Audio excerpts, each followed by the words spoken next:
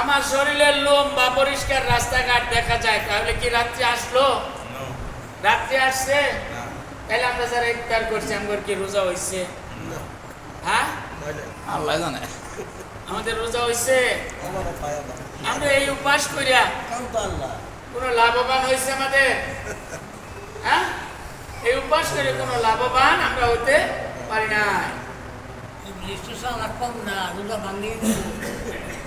হ্যাঁ,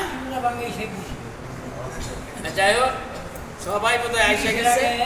আমরা নামাজটা পড়া তারপরে আর 2 মিনিট ওই দুলাল একটা প্রশ্ন করছে।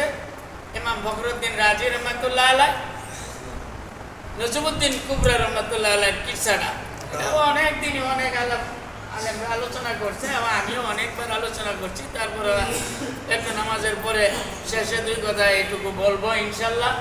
তিনি শুধু এইটুকুই বললাম, তিনি এত বড় আলেম ছিলেন যে তিনি একটা তফসিরের কিতাব লিখেছেন 40 দিনে। 40 দিনে একটা তফসিরের কিতাব লিখেছেন। সেই তফসিরের সামনে বর্তমানে আর কোনো তফসির নাই। তফসিরে কবির পড়ার মতো আলেম